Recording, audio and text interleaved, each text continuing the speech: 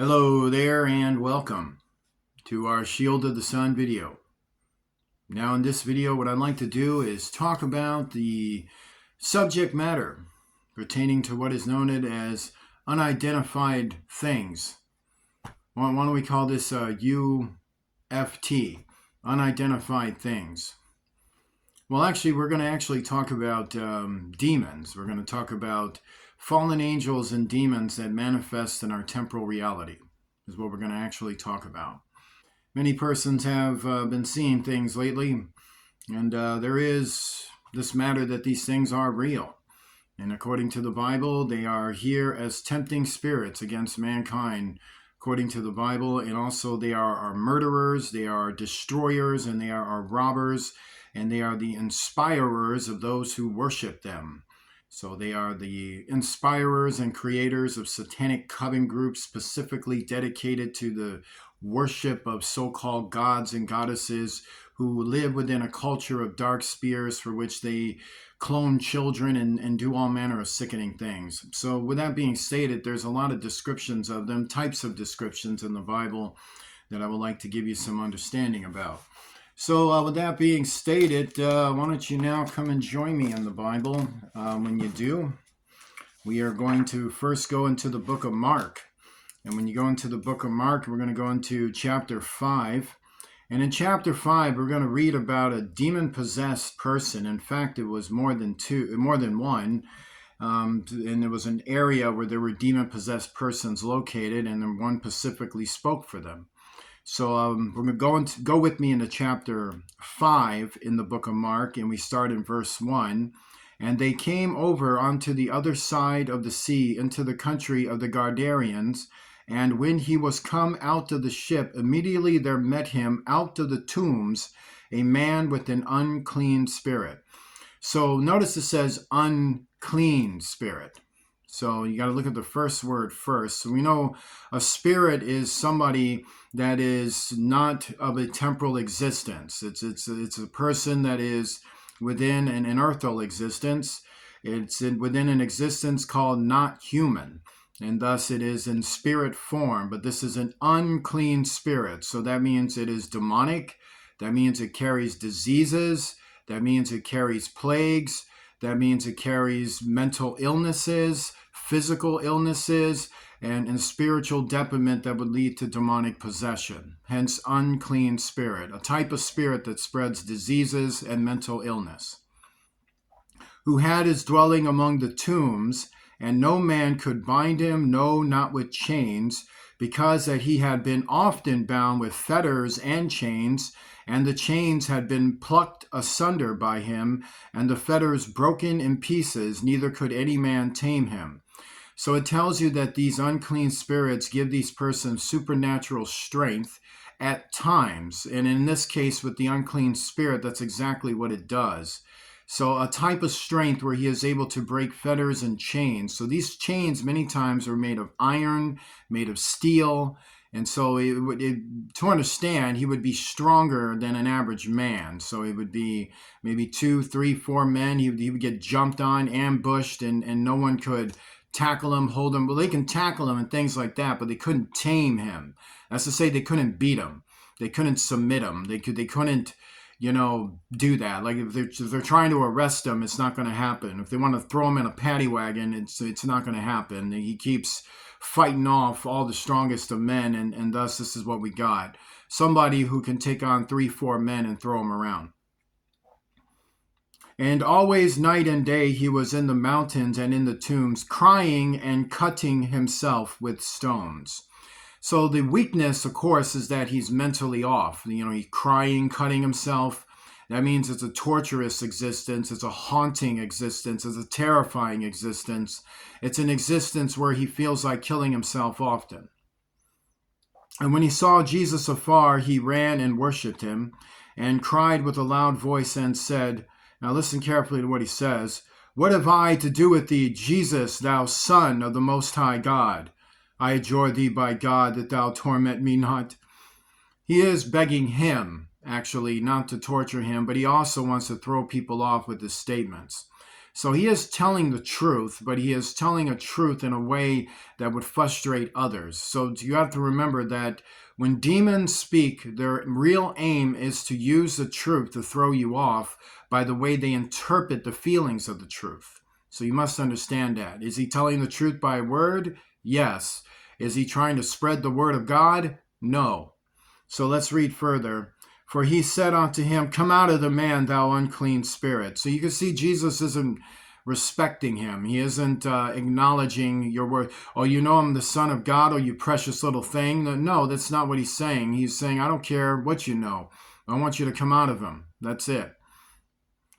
And he asked him, What is thy name? But before he cast it out, he wants us to learn something. So this is God saying to him, What is thy name? Meaning to the demon itself. And listen what he says to him. And he answered and saying, My name is Legion, singular, with a capital L, for we are many. What is Legion? Legion is a fallen angel who possesses people through hordes of demonic unclean spirits. That's what it is. So it's a fallen angel, a type of fallen angel that comes upon a person and then summons the spirits that it's attached to. So it's a fallen angel with the principality over unclean spirits. It then sends these unclean spirits to possess the individual and then use the infusionation of the fallen angel spirit to the demonic hordes into the human host. And therefore, it can now use the human host like a puppet master. Like it floats about the human, it lives in its home, it dwells about him and possesses him by the string of the demons that are inside of him. So it'll literally speak through the human, it will literally feed through the human, it will do all kinds of things through that human being, rather male or female, is what it's there to do. So that is what that type of demon is. The legion is to say a type of fallen angel that uses unclean spirits to possess people. This is what that is. So now with that being stated, I would like for you to join me in, well actually you're going to come with me into this chapter. We're going to go into 2 Samuel. And when you go into 2 Samuel with me, you're going to come with me into chapter 23. And in chapter 23, we read something in verse 20. And Benaniah, the son of Jedodiah, the son of a valiant man of Kadzel, might have said that wrong, who had done many acts. Now listen carefully to what it says. He slew 2 lion-like men.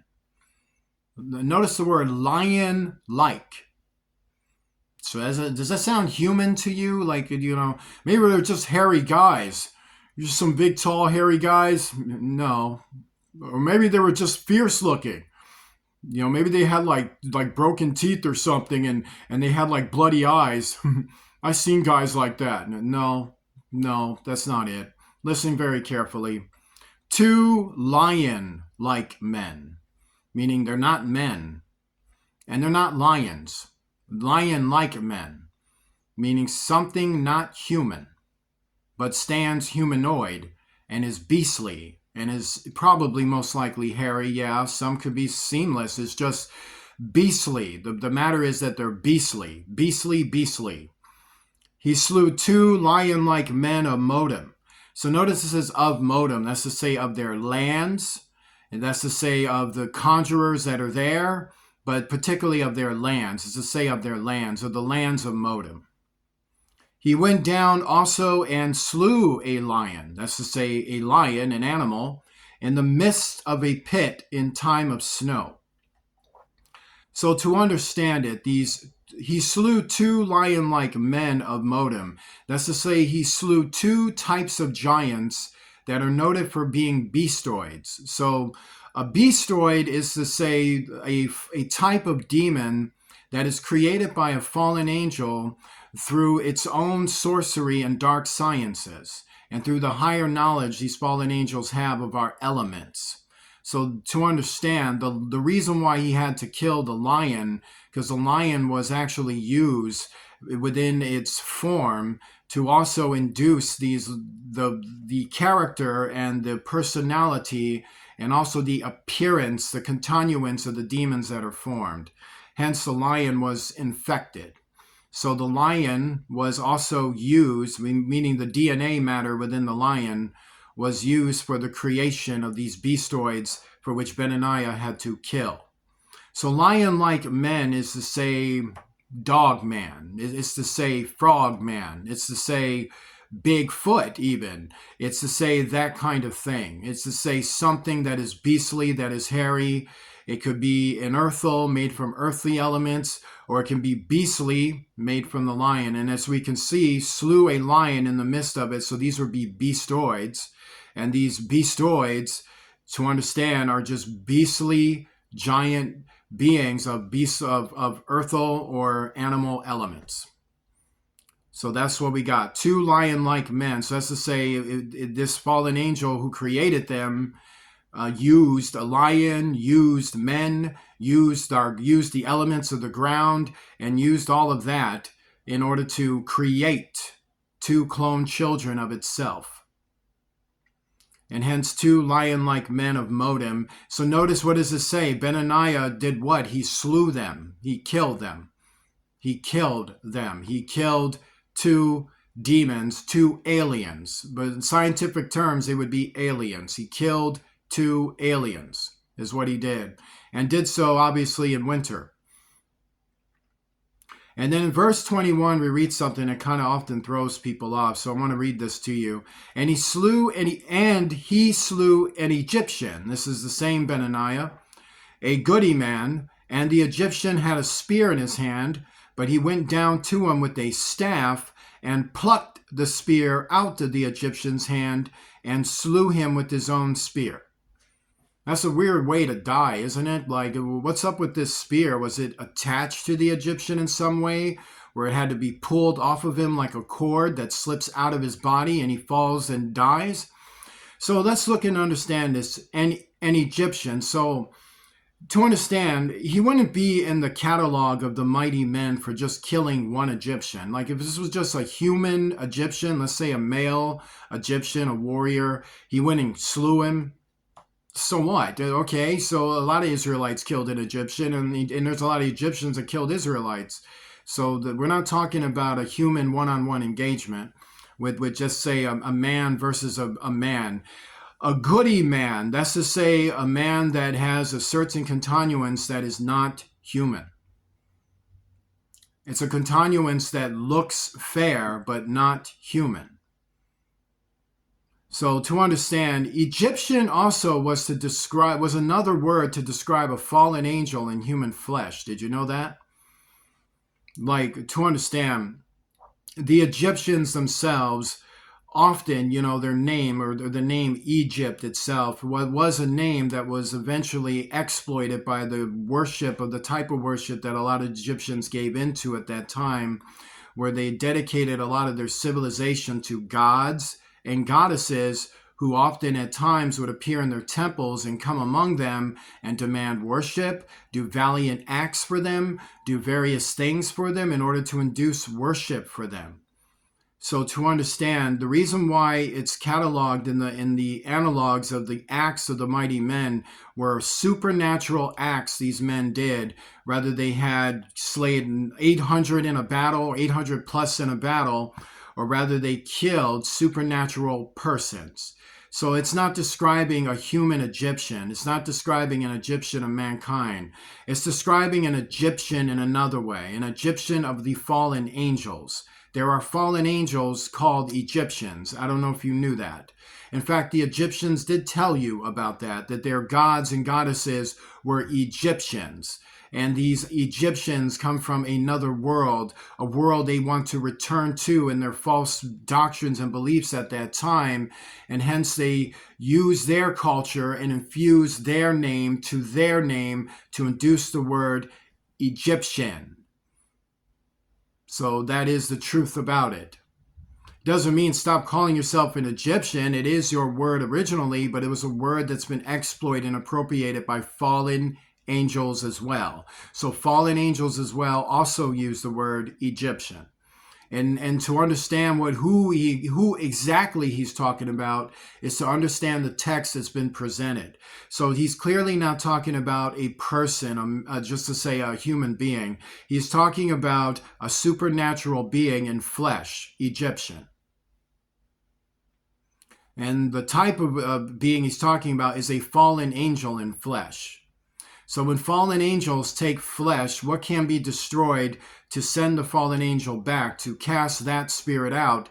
Well, it's the flesh that has to be destroyed. If he comes in flesh at the temporal plane and has the measure to attack, then it has a certain weakness, a certain way of being killed in our temporal plane, and thus that's what it's describing. And he slew an Egyptian, a fallen angel in flesh. That's to say, a goody man. It is telling you that. A fallen angel in flesh, an Egyptian, a goody man. A fallen angel in flesh, an Egyptian, a goody man.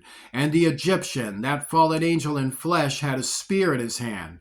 But he went down to him with a staff and plucked the spear out of the Egyptian's hand, meaning he found his Achilles heel and slew him with his own spear, a weapon that could send the fallen angel out from our temporal plane, which would be slaying him, killing him in our temporal plane, which is the real truth about death, is that when we die, we are just simply passing from this life to the next. When fallen angels die in our temporal plane, they go back to that dark place they came from, or rather straight into hell. And this is saying for giants, what happens to them is that if their body is slain here, they just go directly to hell. So this is matters that we should know. And let's read about the worst case scenario. So we got that too. So in Genesis 6, of course, we have that the sons of God saw the daughters of men, that they were fair, and they took them, wives of all, which they chose. So that's to say, masculine and female angels went upon these men and took them, and then started doing things to them. But before we read that, let's read about another type of fallen angel that's quite interesting as well. And that gets talked about a lot before we read about the worst case scenario. So this is over here in Zechariah 5. And then first we read this interesting thing in verse 1. Then I turned and lifted up my eyes and looked, and behold, a flying roll. And he said unto me, What seest thou? And I answered, I see a flying roll. The length thereof is 20 cubits, and the breadth thereof 10 cubits. Then said he unto me, Listen carefully about this flying roll. Does it have intelligence? Does it have intent? Is the UFO alive? Is it a living being? Let's read. This is the curse that goeth over the face of the whole earth.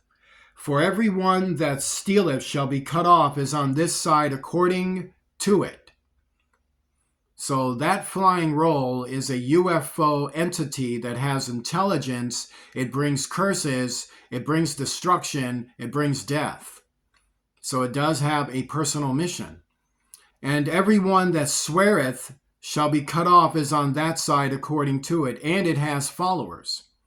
It has people who worship the entity. The entity isn't just coming alone. It's being summoned. And I will bring it forth, saith the Lord of hosts, and it shall enter into the house of the thief, and into the house of him that sweareth falsely by my name. That is to say, Satanists, conjurers. It will enter their house. That could be their body, personal property, and magnetizes toward them. Then the angel that talked with me went forth and said unto me, Lift up now thy eyes and see what is this that goeth forth. And then in verse 7 we read this. And behold, there was lifted up a talent of lead. That's to say, this entity is shaped like a ship, and it opens a door for itself. And this is a woman that sitteth in the midst of the ephod. So this is a fallen angel, a feminine fallen angel, which you would call a female fallen angel, but they're properly noted as feminine fallen angels. They are woman, they are women, but it's to understand they're of the angelic races. So feminine fallen angel, which you would call a female angel. But this one is evil. This is not a good one. Listen. And he said, this is wickedness. Meaning these are servants of the Antichrist. So these are feminine fallen angels who are servants of the Antichrist. They serve the devil. And he cast it into the midst of the ephod, and he cast a weight of lead upon the mouth thereof. Then lifted I up my eyes, and looked, and behold, there came out 2 women, and the wind was in their wings. So notice there's one inside, and then 2 more come out. For they had wings like the wings of a stork, and they lifted up the ephod between the earth and the heaven. So that means they're all bearing flight with this thing, and they're all going to go bring it to the Satanists who are hanging out in Shinar on their own properties doing sick stuff. So if we cultivate this whole entire understanding about entities, and these are just a few I just described. There's plenty more in here, by the way. There's many, many more. And so when we read about this aspect of the fallen angels invading our planet, as I just read, and then we read in verse 3, my spirit shall not always strive with man, for that he also is flesh, yet his days shall be 120 years. So we know that related to the old world, but look at that first part. My spirit shall not always strive with man. That's to say males and females. What is this striving? Males and females who engage in satanic worship, who become unfaithful, who lead unfaithful lives, and go into spiritual arts, dark arts, and summon and conjure for these things, and open themselves up by not having faith in God to their worst enemy who comes upon them and takes over the world in time. And the reason why that happened was because mankind allowed it to happen by believing in them, having their spirituality, being akin to them, and summoning them and worshiping them and becoming possessed and infusionated with them. And then we read, there were giants in the earth in those days and also after that, when the sons of God, being these masculine and feminine beings, came in unto the daughters of men, and they bare children to them. So that's to say, along with these daughters of men, of course, using their DNA, along with the men that was there, because it's daughters of men. So that's males and females got together with these fallen angels and then combined their sciences, combined their society, and combined their arts and their spiritual gifts, and they bred giants in the earth. Those same things we're just talking about, like those flying rolls, that lion-like men, and all of that, and the legion, and to understand when legion possesses the demons, these are the type of things that's summoning, things that were called giants in the earth. The same became mighty men which were of old, men of renown. So understand, you don't want to get all twisted here. Fallen angels and demons are all Satans, are all demonic spirits. They're all unclean spirits. They're all collectively one host. They have different ways of going about things, and that's just simply it. Join me in a prayer. Our Father, who art in heaven, hallowed be thy name. Thy kingdom come, thy will be done on earth as it is in heaven. Give us this day our daily bread. Forgive us of our debts as we forgive those who are our debtors. Lead us not into temptation. Deliver us from evil, for thou art with us. For thine is the kingdom, power, and glory forever and ever. In the name of Jesus Christ, the King of heaven. Amen. Please remember to donate to Shield of the Sun using Cash App, the $ Shield of the Sun, spelled in small case letters, closed together. It's very, very imperative that you take care of this ministry so that I can continue on with this ministry and bringing you the truth. God bless you, and I shall see you soon, hopefully. Please donate. Amen.